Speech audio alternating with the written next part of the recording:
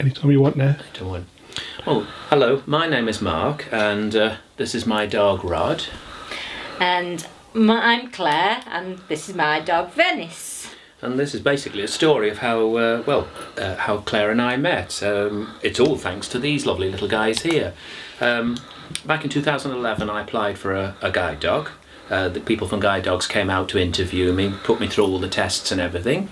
Eventually in 2012 I was matched with a guide dog, and I had to go to Shrewsbury to get this guide dog. And it's a 2-week residential course, and while on that course I met this young lady here. I don't know so much about the young, but I had to do the same thing. I applied in 2011 and eventually was matched with Venice and had to go to Shrewsbury for the course in April 2012, and that's where I met Mark and Rod. As I say, we turned up at the course. It was a 2-week residential, so on the first day, the Monday of the first week of the course, everybody's being introduced to one another, and some people were from Manchester, some people from Telford, Wolverhampton, and we found out that we were both from Stoke-on-Trent, and it ended up that we were living literally a mile and a half from one another, and never knew this. So over the course of the next 2 weeks, which is an intense 2 weeks, it's 6 o'clock starts in the morning through to about 8 o'clock at night time. You fed your dog, worked your dog, you've been training constantly throughout the day. As the weeks were going on, everyone was saying how much our two dogs, we seem to be getting, much more friendly with one another than any of the other dogs. In fact, the trainers said it was the romance of the course. The two dogs, they'd always pull towards one another. Ignore all the other dogs, pull towards one another, play with one another, mouth one another. So we sort of used to meet, didn't we, around the hotel on poo runs, should we say. First thing in the morning, you're taking your dog out to make sure he's ready for the day or she's ready for the day.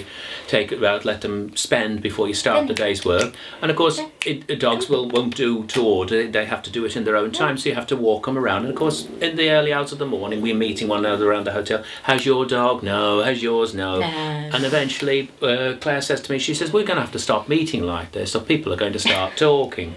So anyway, we goes on like this. We get on very good from the start, just sort of talking generally. There's no romance or anything. It's too hard. The whole course is. You're too tired. You're too tired at the end of the day for anything.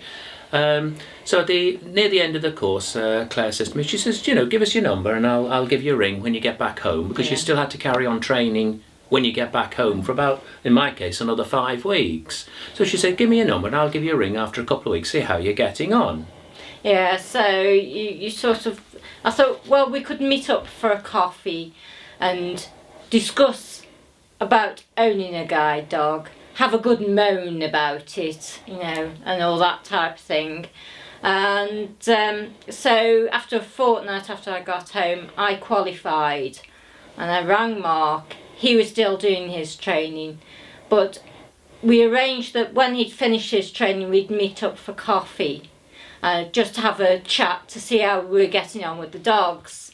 So we arranged to meet for coffee. We did that. We got out there and had coffee. And it sort of went from there. We then decided we'd meet for lunch. Mm-hmm. The lunch lasted an hour, and then the following lunch it was 2 hours. And eventually we were having 3.5-hour lunches. To the extent that the waiters and waitresses were thinking, are these two going to go home at all today? Have they got a home to go to? Have they got a home? So anyway, it went really from strength to strength like that, and we decided, I sent you a text, didn't I? Yeah, we decided we'd go out for a meal without the dogs, as friends. And just before we went out for the meal, I had received a text from Mark saying, if you'd let me, I'd make your world a whole lot happier. And I thought, oh! I thought, all right then. Give it a go. So we started going out from then on, and in February we got engaged. Yeah, got engaged So, on February the 14th, Yeah, didn't we? yeah.